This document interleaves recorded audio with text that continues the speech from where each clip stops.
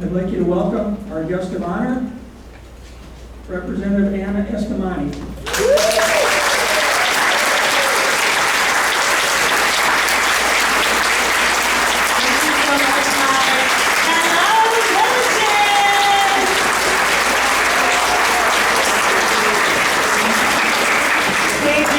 Thank you. I am so honored that I get to join y'all on this Saturday morning, and thanks for that amazing presentation emphasizing the path to victory for Democrats here in Florida.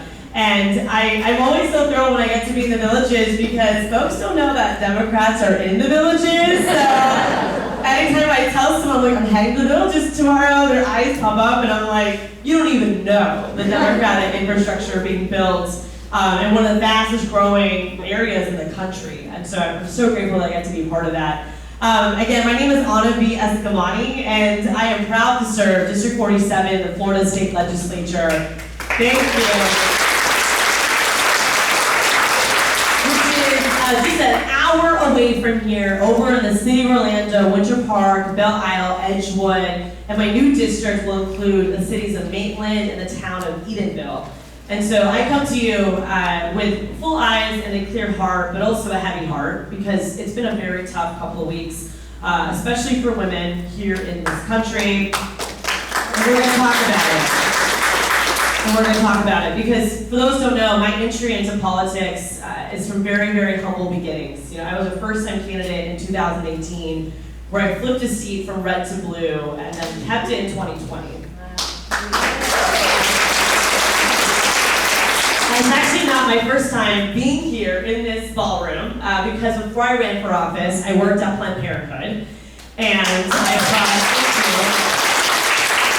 worked at Planned Parenthood for 6 years of Southwest and Central Florida, serving as a Senior Director of Public Affairs and Communications. And so when I say I have a heavy heart right now, I mean it, but I think what outweighs my heavy heart is my anger, and that is what motivates me to keep fighting, especially for abortion rights and for the future of this country. But with that said, you know, I did not fall into a political family. I was born and raised in East Orlando as a daughter of working class immigrants. My parents came from 2 different parts of Iran, but met each other in Orlando, working at the same donut shop. Yeah. True American love story. And my mom was really proud to share her cultural identity with people, but my dad was really shy. He was worried about the potential of discrimination and prejudice, and so he avoided talking about his origin story. But my mom was super smart, and she recognized my dad's accent, and so she asked him where home was for him, and he said Iran. They started speaking Persian, and the rest was history. And so I have a twin sister named Ida Eskamani, who's also a badass and does work in progressive politics, and a big brother named Arya. And we just grew up doing everything we could to achieve the American dream. You know, my parents worked multiple jobs to make ends meet. My dad went to UCF in 1994, go Knights, became an electrical engineer on the weekdays and worked as a customer service representative at Walt Disney World on the weekends to make ends meet. And actually, one of the reasons why he took that job was because my brother got bullied in school, and our dad wanted us to take karate classes and self-defend ourselves, and we couldn't afford it. So he literally took this extra job to help his kids prepare for fights, prepare for battle, to protect themselves. And so, with that said, my mom had a degree from Iran she could not use. She worked at fast food restaurants and eventually at Kmart. Folks remember Kmart? The blue light specials.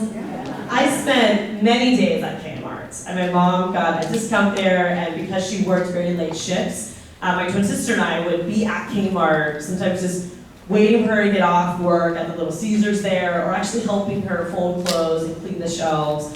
She'd get home at a decent time, and I have many experiences of watching old expensive toys come in but never actually being able to buy them. You know, most of my toys growing up were Happy Meal toys. So I have these experiences that I was growing up, and despite the financial struggles, I was still a really happy and healthy kid. But then everything in my life took a shift when my mom was diagnosed with cancer back in about 2009.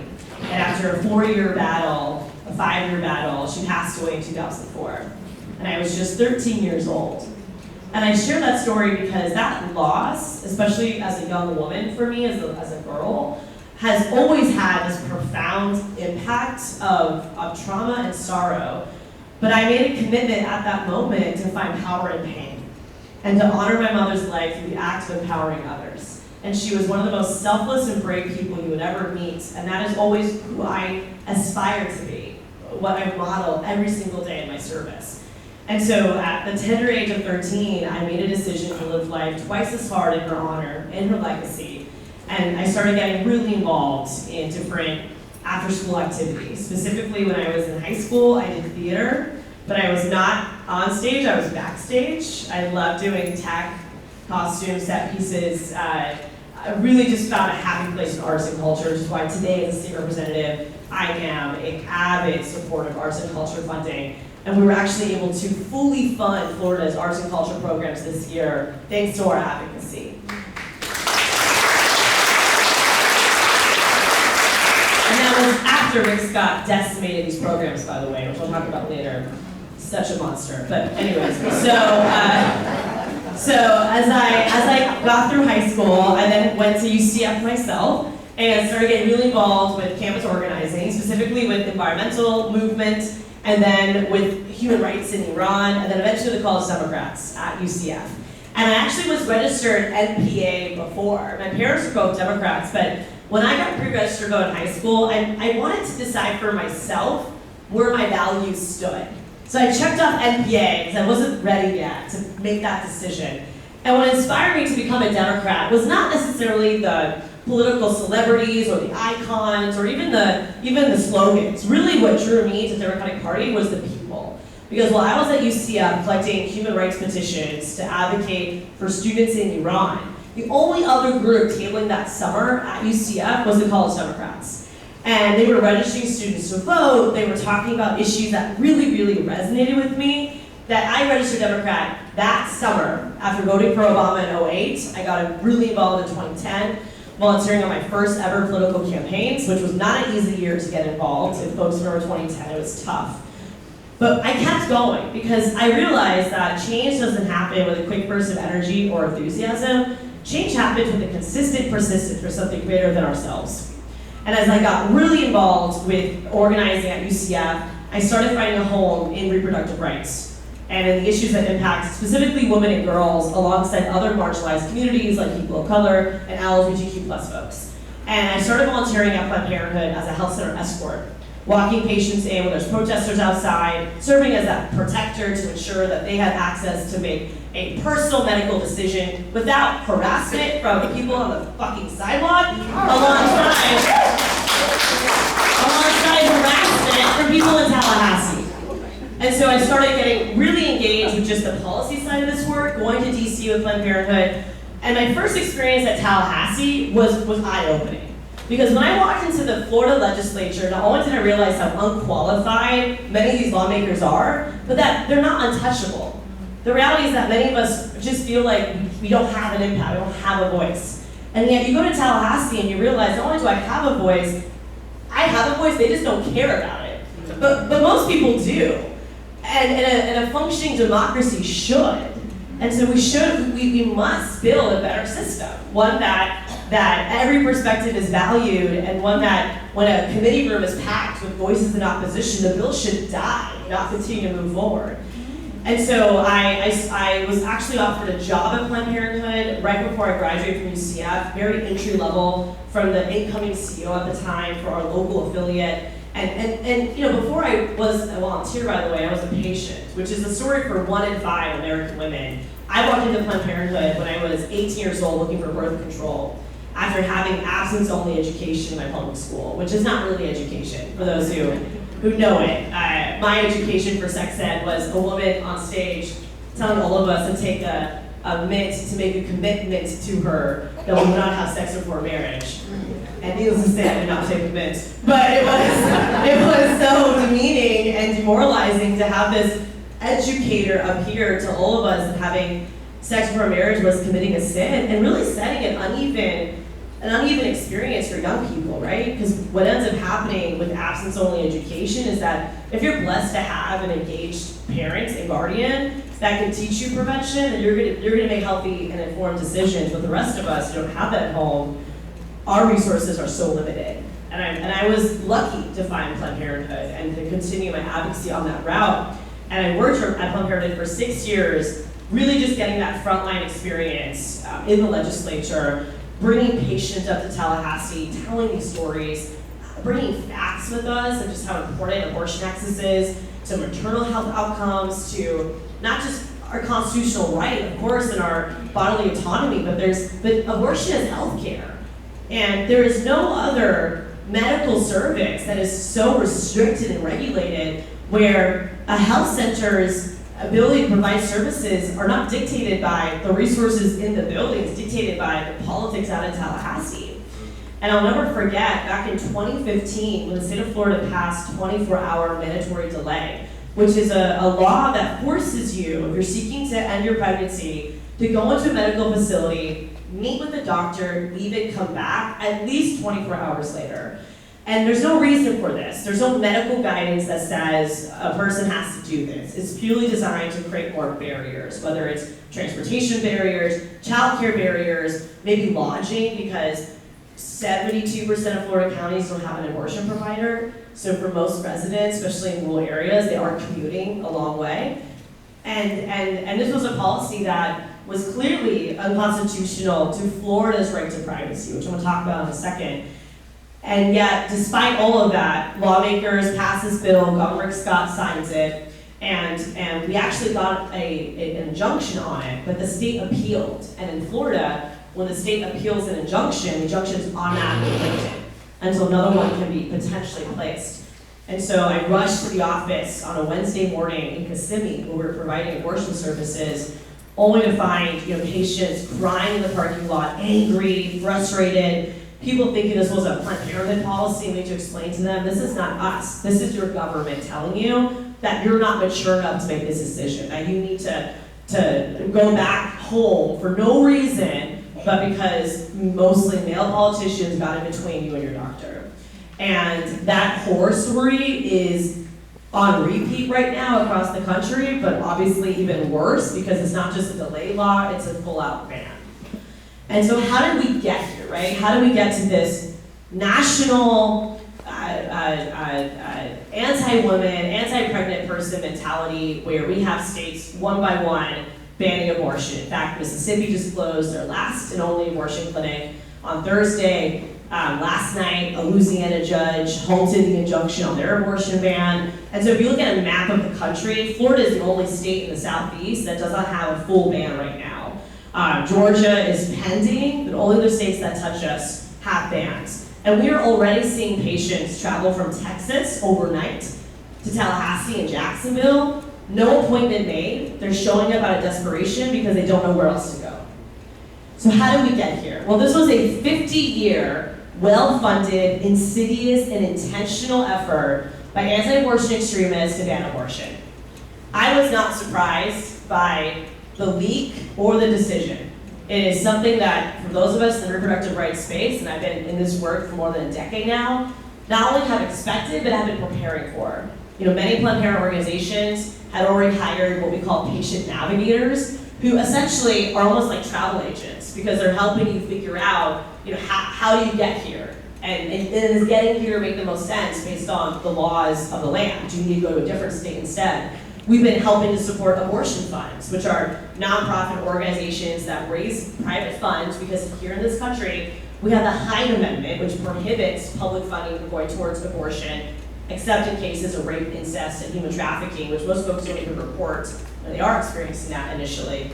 And so abortion funds are essential because they help cover those financial costs we talked about, whether it's the procedure, alongside those other variables like travel, childcare. Remember, a large proportion of women who end their pregnancies are already mothers. They're making the decision as a mother, as my mother did, when she told me that she really wanted to have another Anna, Ida, Aria, but just couldn't afford it, was her way of telling us that she ended a pregnancy that would have been her fourth child. And so this is a motherhood issue to some degree, because many women are making a decision, can I be a mother right now, or is it going to impact my ability to be a mother to the children I already have? And so right now in Florida, we just had a 15-week abortion ban signed by the governor with no exceptions for rape, incest, or human trafficking, very narrow exceptions for the life of the pregnant person and for fetal viability, very, very narrow, to the point where doctors don't even know if they want to provide an abortion based on the status of the pregnancy. Some are waiting till a pregnant person potentially becomes so ill that then they'll be protected to provide that abortion, which obviously is very dangerous to women and maternal health rates. But with that said, we have a strong right to privacy in our state constitution that actually is stronger compared to other states. This is something that Florida voters approved back in 1980. So in 1978, the Constitutional Review Commission, which is called the CRC, folks don't know, the CRC is one of 3 ways that Florida voters amend the state constitution. The CRC meets every 20 years, and it's basically a collection of appointees by the governor, by the speaker, by the Senate president, and they decide what potential amendments to make to Florida state constitution to then give before the voters to approve or disapprove. In order to approve any amendment changes to our state constitution, you have to have 60% approval. So it's not an easy feat to do. So in 1978, there was a discussion about right to privacy. Remember, the Roe decision was 1973, Hyde Amendment was 1976. So there's all this chatter around, back when we had Democratic people in charge, around doing a right to privacy. It actually didn't work out. The CRC never did it. But in 1980, when the legislature convened, they decided to put on the ballot a right to privacy amendment. And it was bipartisan, actually. It was filed by Republicans and Democrats back in the 1980s, and voters approved it by 60%. 9 years later, the Florida State Supreme Court gets their first abortion case. And it's around something called parental consent. So for those who don't know, Florida has many abortion restrictions that not only target adults, but also those under the age of 18.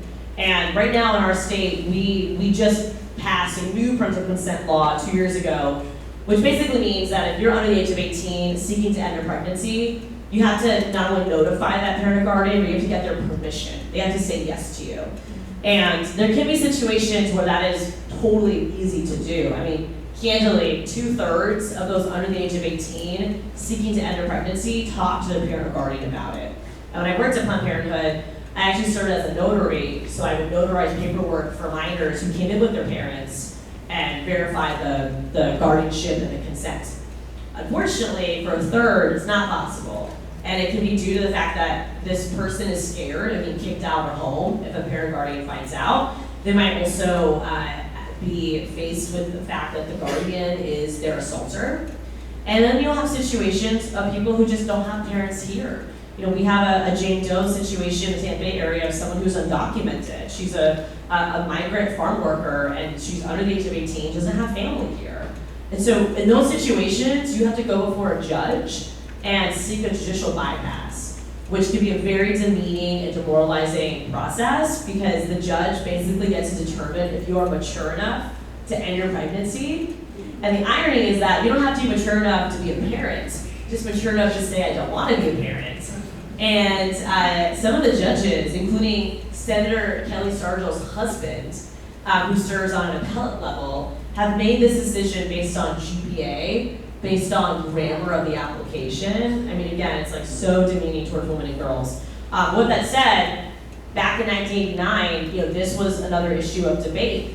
And so the issue of parental consent went before the Florida State Supreme Court, and they ruled that the right to privacy extended to abortion. And that the voters knew that, because when the voters approved this amendment back in 1980, they knew about the Roe decision. So when they were voting for privacy, the intention was that it applied also to the right to an abortion. And so right now, as we're fighting this 15-week ban, we're basing much of our argument on that precedent.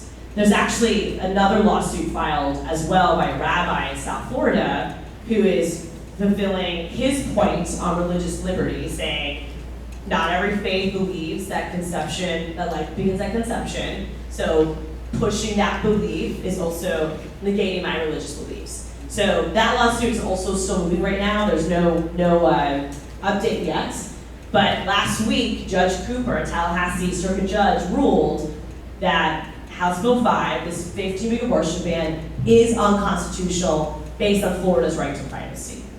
But of course, the second that happens, he puts down a 114-page order with that injunction in it. The state appeals it. And now, Ashley Moody, our Attorney General, is trying to fast-track this to the Supreme Court of Florida versus an appellate court. And the reason why they're doing that is they're trying to get this new conservative state Supreme Court to rule against right to privacy.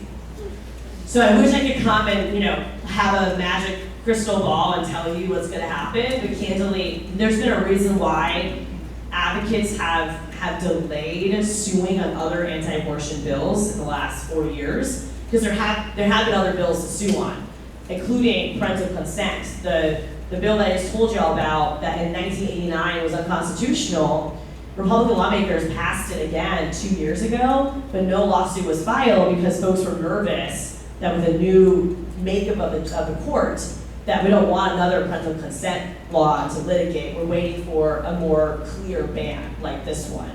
So this is the first time that an abortion case is being heard before this state Supreme Court. And of course, DeSantis has appointed 3 of them. He's appointing a 4th one soon.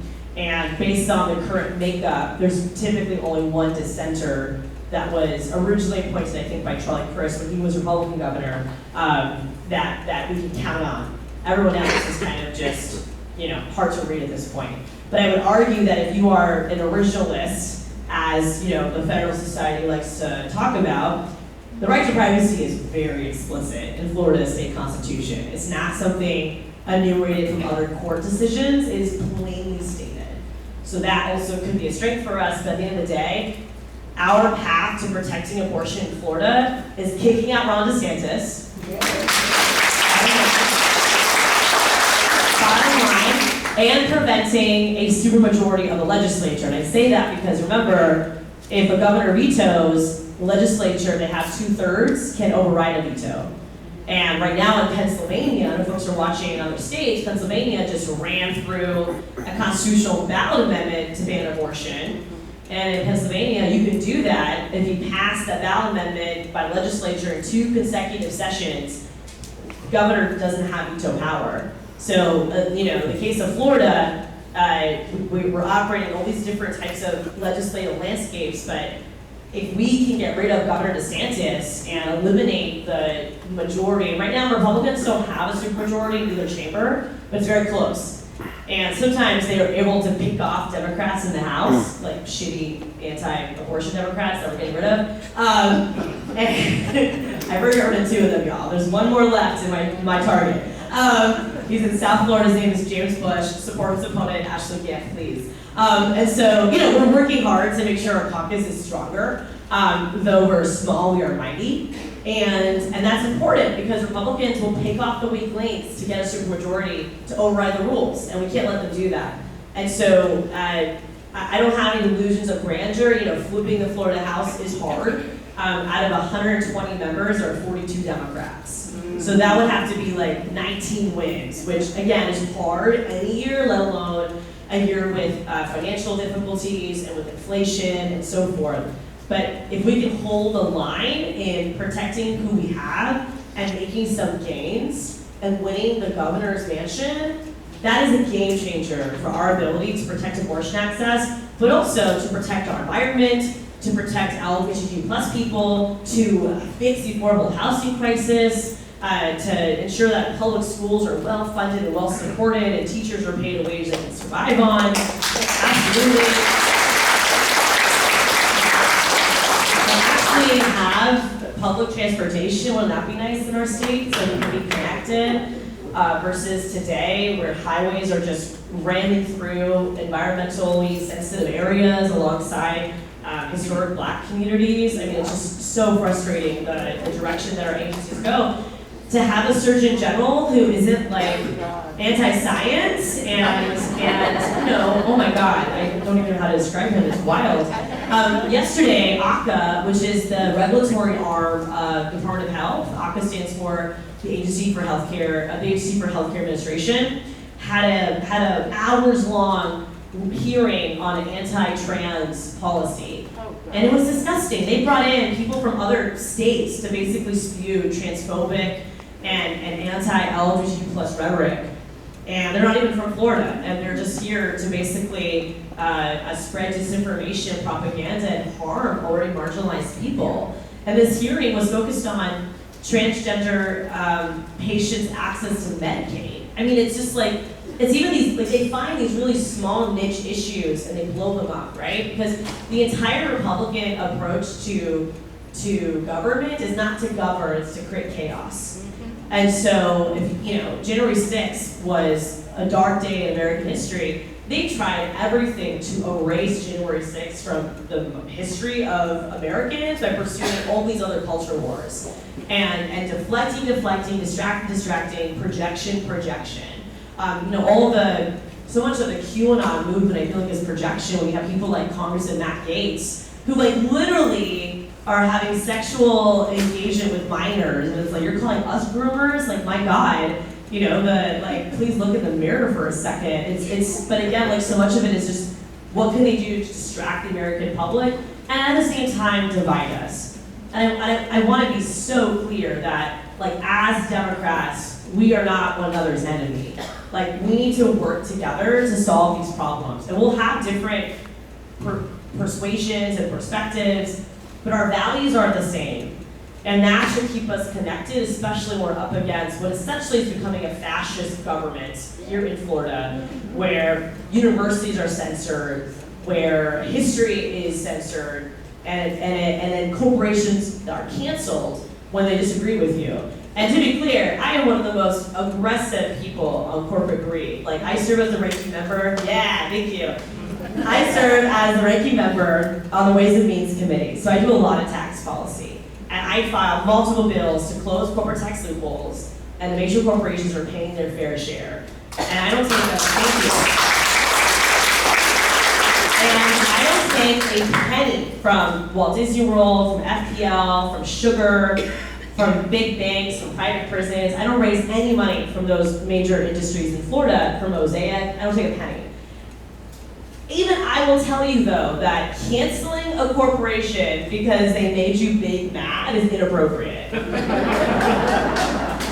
don't weaponize government to do your deed. I mean, it's just the fact that the governor went after Disney for expressing their freedom of speech against a bill that is dangerous to their cast members and dangerous to their customers, to their visitors. That is their constitutional right to do so. But this punitive environment coming from the governor's office, it has infiltrated every agency. And so universities are scared to speak up because they don't want to lose their performance funding. All the way to businesses who now look at Disney as the example, the model of what not to do, right? So now everyone is being pushed into submission, and that is how democracy dies. And so no matter how much bullying I get, or how many trolls I attract, or folks who harass me in my office, I'm not going to stop, because I know that when I am most afraid to speak is when I must speak. And I encourage everyone to also embrace that mentality, especially when you're in a community like right here, where obviously we drove up and saw anti-Biden bumper stickers, that kind of stuff. I know that rhetoric must be all too familiar, but we can't shy away. We can't crawl into a ball. We have to take up as much space as possible. And lead with grit and grace. A lot of folks have asked me, how can I talk to Republicans? How can I try to find that commonality? And I always tell folks to test your own resilience, because that's not a conversation everyone can have. And so, give yourself some grace and self-care at the same time. But if this is someone that is a family member or a neighbor, and a conversation can be had, it's not going to be one conversation to help them evolve. It's going to take time. And in 2020, I won 2 precincts in my district that voted for Trump, also voted for me.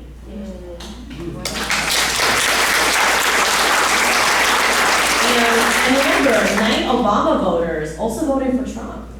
And so folks are full of contradictions. Folks are complicated. People are nuanced.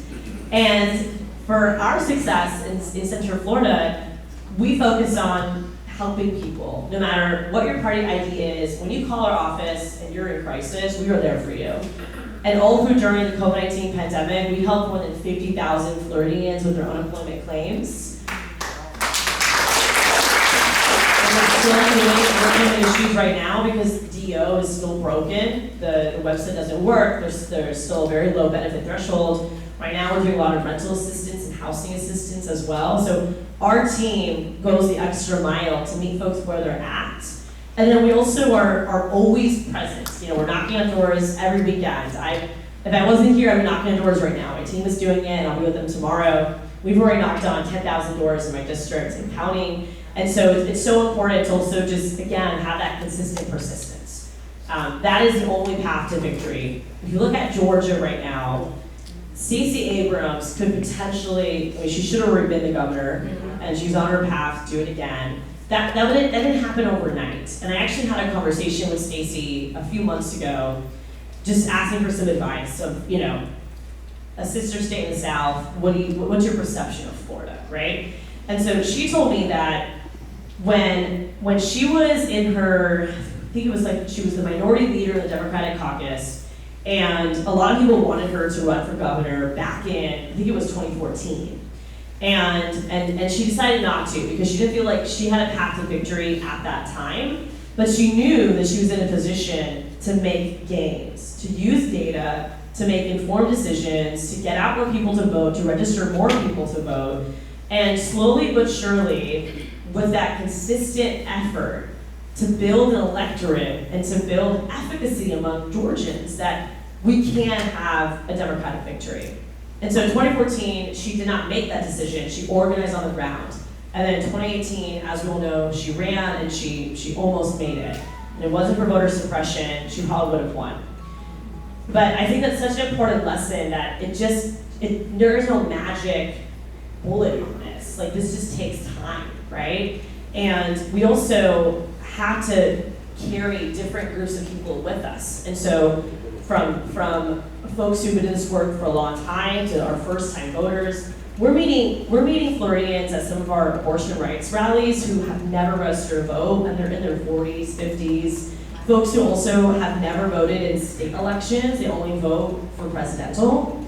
And we're also meeting Republicans who are fed up with the direction that their party is going, and abortion was the final straw for them. Those are the type of conversations that can't just happen once, they have to keep happening.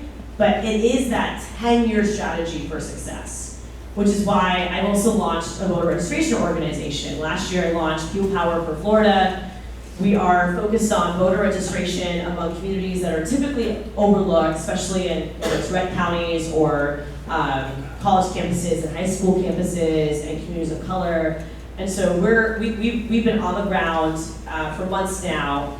We registered 750 people to vote last month. Our goal is to do it again this month. And we're also doing vote by mail and phone banking, calling women voters and asking them, did you hear about SCOTUS? And are you ready to vote this year? And just helping folks make that connection, right? That your vote does matter, especially right now. And so I encourage y'all to just keep up the fight, keep doing what you're doing. I love to take questions that folks might have. And so as I wrap up my opening remarks, I just want to say thank you for the space. Thank you for your incredible advocacy. I'm so honored to be a Florida Democrat, to be in this work right alongside y'all. And just know that the future can be bright. We just have to keep fighting for it. And with that, thank you again, and have a good discussion.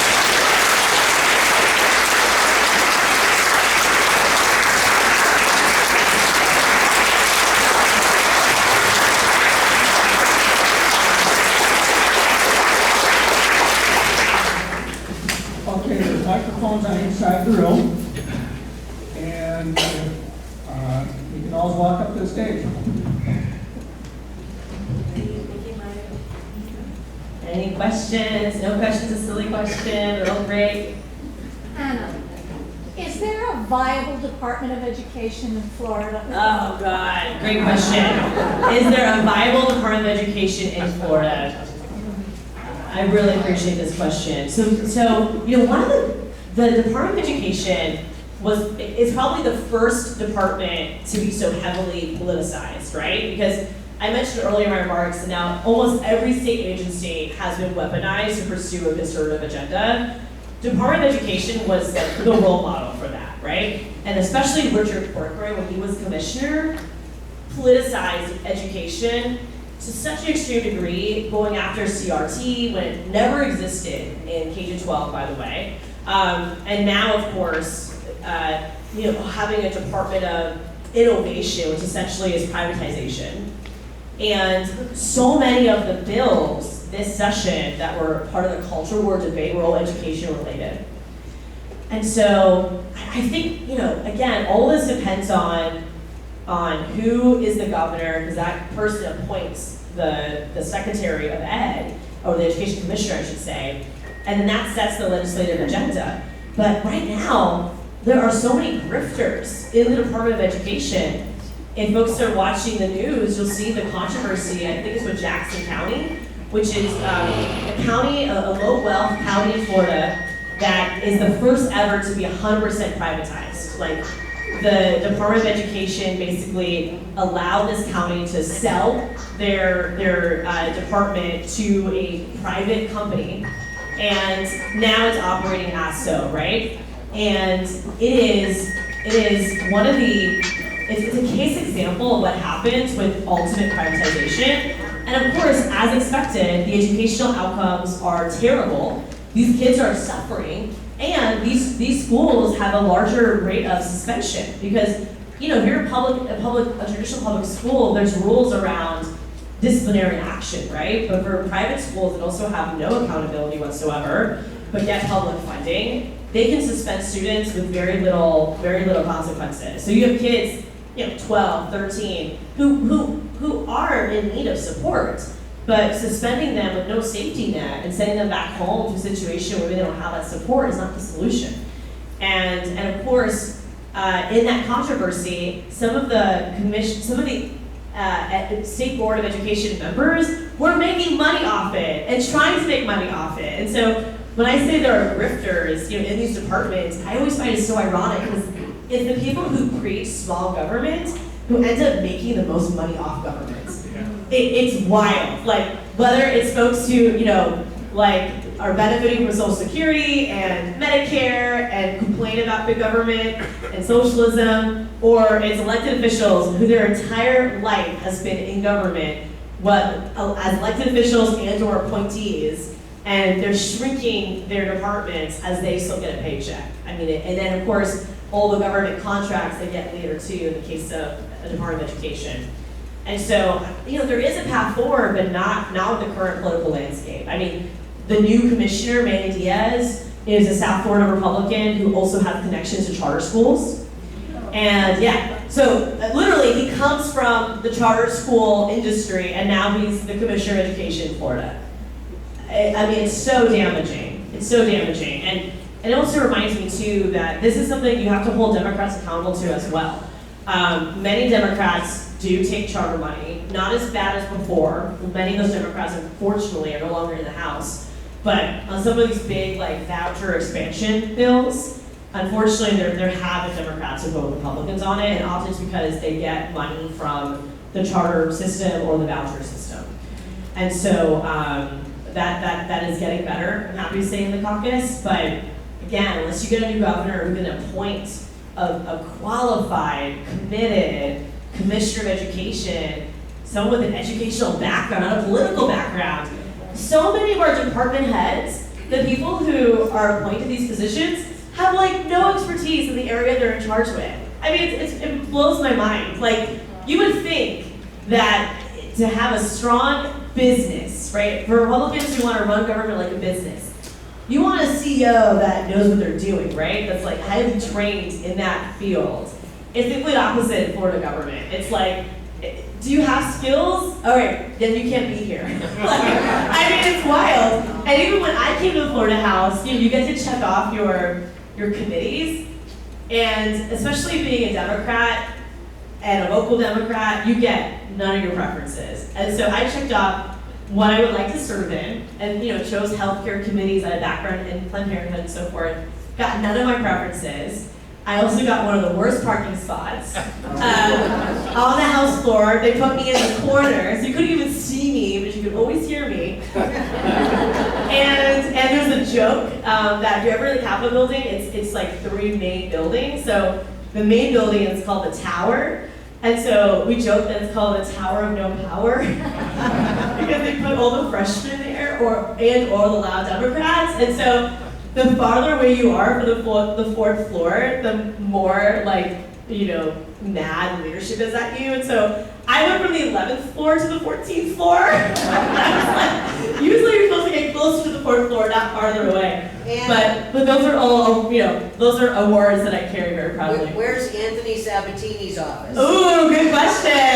Yeah, actually, I should not complain. Because for those who don't know, Anthony Sabatini is in the basement. Literally. Yeah, literally. Yeah. And actually, his Republican colleagues one time, put a desk in the garage with his name on it. He is not liked. I mean, to be clear, he is not liked in the legislature. And obviously we have to make sure he doesn't get to Congress, and that is very, very alarming. Alongside people, I mean, I saw so many signs on the way over here in that Republican primary. That's with Dan Webster, and so yeah, we have to. And that's something else too. We didn't even talk about the maps, but obviously, the state is so gerrymandered to benefit one party over the other, especially with the congressional maps, which are being litigated right now, but we're not going to have an outcome before November. So this is very deja vu to 2010, where it was the same thing. And folks remember this, but in 2010, the legislature passed maps 2012, following the 2010 census. And then those maps were very gerrymandered, and it wasn't until 2016 that new maps were implemented that were much more balanced. But now that we have a U.S. Supreme Court that doesn't seem to care about civil rights or voting rights or precedent, it's very nerve-wracking that the future of our democracy at a federal level will have absolutely no protections and no guardrails, which again is why organizing for local candidates makes such a big difference. I think I saw a question over here, maybe. Is there a question? Yes, please. You are very impressive and refreshing. I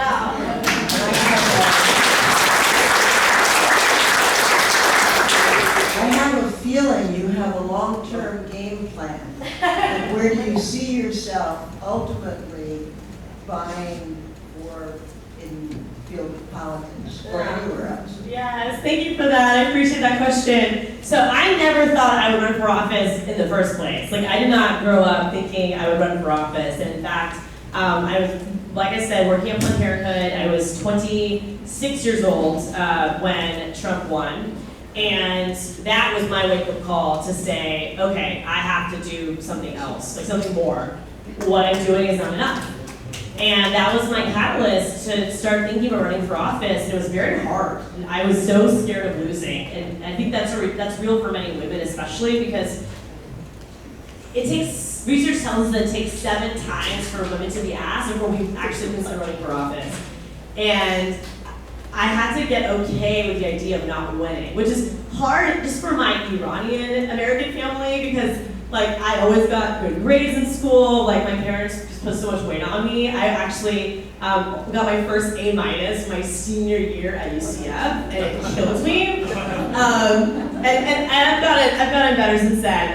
When I did my grad school program, I realized that grad school is about survival, not grades. And now I'm getting my PhD and trying to finish it by next year. But with that said, it's always been getting engaged in civics has always been important to me, but I never thought I'd run for office.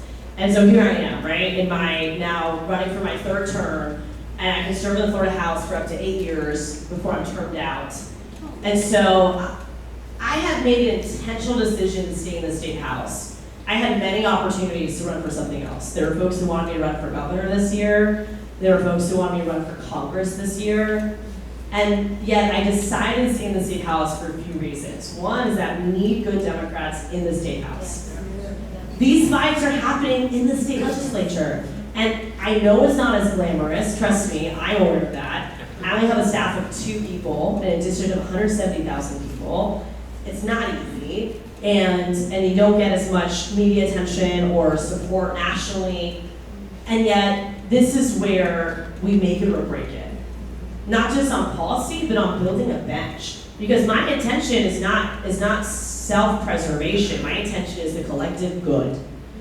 And we need to build a collective good. And so I know that, like, I play the role as a mentor to other Democrats. I spent an hour and a half with a new candidate yesterday, helping her kind of understand the layout and, you know, what lobbyists to be aware of versus what groups are with our values. And I think that's really important that I am in this position to do that. And so, so much I think of my future is also determined by the landscape. Because, you know, for example, I'm fighting to take down DeSantis, but if we're not successful, that changes everything, right? And I'm going to be nimble and ready to respond at that moment. There's also been folks who really encouraged me to consider municipal level. I'm home raised in Orlando. I love the city of Orlando, and potentially having that executive experience for myself could also prepare me for something else in the future. And of course, we always will have federal needs, but again, my heart has always been more state politics than national. So we'll see. I think what I can tell you is that I have no intention of going anywhere and leaving the state. I have so much hope for the future of Florida, and this is where I see myself having the biggest impact. And again, we're building efficacy and political power that is sustainable. So much of Democratic politics has been on a 2-year cycle, and so much of it is carried by one person, like President Obama, right? All the energy from President Obama, and as soon as he was gone, the infrastructure wasn't there anymore. And so part of my mission too is to build long-term infrastructure that other people can carry after me. Because I can't be the one person carrying the weight. It must be shared, especially in a state like Florida. It must be shared. And power is not a scarce resource. Power is neither good or bad. Power is neutral. It just depends who wields it. It's a tool. It can be a tool for harm, but it also can be a powerful tool for good. And there is no limit to who can have power. We build it together. All boats rise together. So I'm very committed as well to helping folks understand that, where the dignity is not bounded. Everyone can have dignity. Everyone can have joy. Everyone can experience love. Everyone can live a healthy and happy life. It doesn't have to be a zero-sum game. And I think that I'm in a platform now where I can share that message and share it widely, and I will go in whatever direction opens up for us that allows us to keep doing that to a greater degree.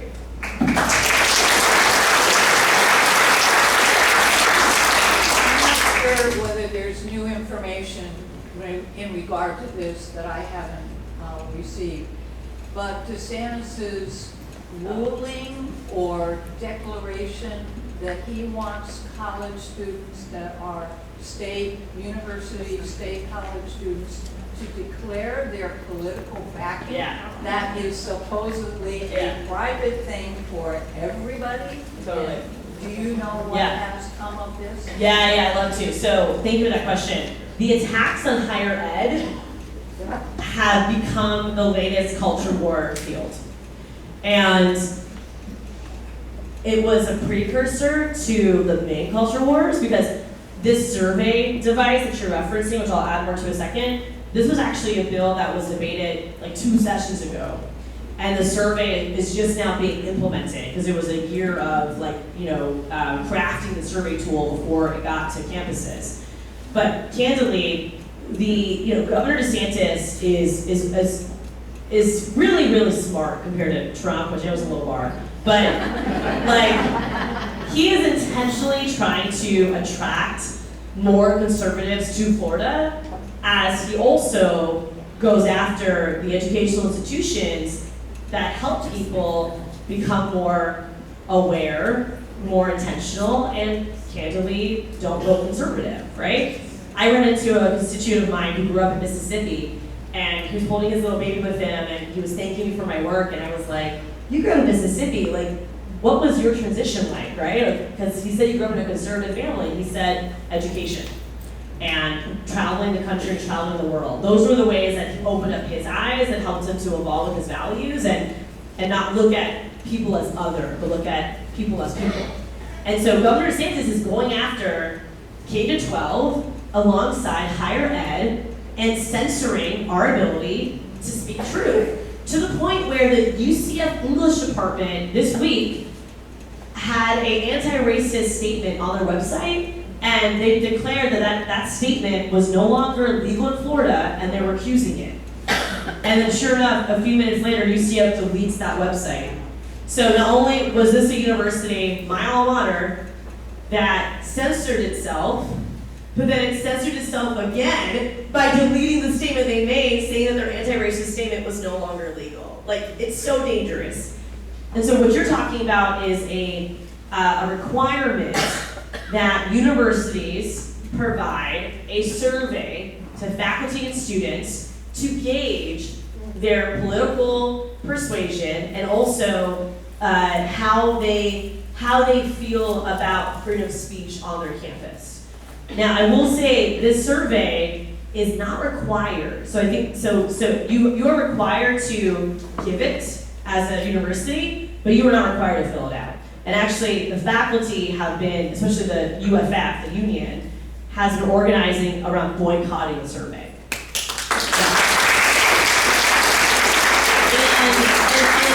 Obviously, I not only voted no on this bill, but I debated against it and asked questions to the bill sponsor because I'm getting my PhD at UCF. I already passed my qualifying exams. I'm almost to the path of completion.